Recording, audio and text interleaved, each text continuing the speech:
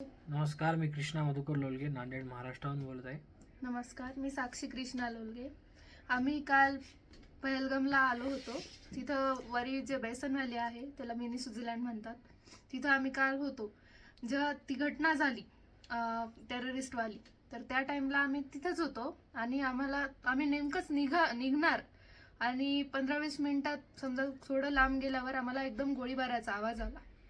आम्ही तातडीने मग खाली गेलो. आमचे जे घोडस्वार हेल्पर आहेत त्यांनी आम्हाला तातडीने तिथून सर केले आणि आमचे जे कोऑर्डिनेट होते, इथले जे काश्मीरचे कोऑर्डिनेटर, आमचे जे IT सॉलिडेटनं ज्यांनी हायर केलं तिथं त्यांना, ते अहमद भाई आणि अल्ताफ भाई यांनी तातडीनं आम्हाला घेतले आणि हॉटेलमध्ये आम्हाला ट्रान्सफर केले. आणि जेव्हा आम्ही हॉटेलला गेलो आम्हाला कळालं की अटॅक झाला आणि आम्ही जसं रस्त्यात बघत होतो तसं CRPF, आर्मी वगैरे हे सगळं चालूच होते.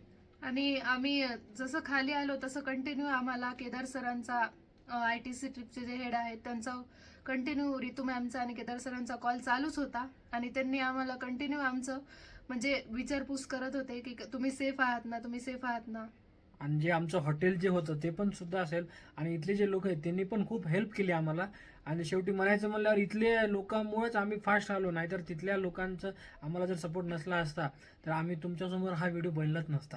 कारण तिथल्या लोकांनी आम्हाला जे सहकार्य केलं, लवकरात लवकर ते घोडस्वारनं ताबडतोब आम्हाला तिथून काढून दिलं. आणि आमचे जे ड्रायव्हर आहेत अहमद भाई, अल्ताफ भाई यांच्या कंटिन्यू फॉलोअप घेऊन आम्ही आज समजा पहलगामहून सकाळी लवकर निघून आम्ही पहलगामच्या बाहेर आलो. तिथल्या लोकांनी पण म्हणजे बाकीच्या लोकांसाठी खूप हेल्प करायलेत. म्हणजे त्यांनी त्यांच्यासाठी फ्री फूड, फ्री वॉटर असं स्टार्ट केलंय. आणि मेन म्हणजे त्यांनी आम्हाला बिलकुल असं काही वाटू नये याच्यासाठी खूप काळजी घ्यायलेत.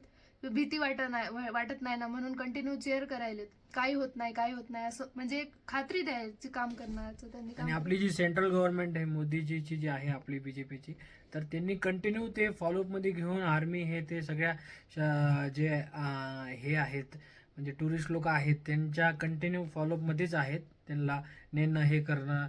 आमचं आताच मी एक न्यूज ऐकली की एकनाथ शिंदेजींनी एअरपोर्टला प्लेन वगैरे पाठवले एक्स्ट्रा, तर त्यासाठी काही घाबरू नये कोणी. पहलगामने हेल्पलाईन नंबर्स पण खूप सारे हेल्पलाईन हे ते चालू केलंय. त्याच्यामुळं म्हणजे कुठं काही शंका वाटलीच तर मग बरेच जण आहेत तिथं हेल्पसाठी आणि आर्मी जागोजागी उपस्थित आहे. त्याच्यामुळं काळजी काही घ्यायचं काम नाही. धन्यवाद.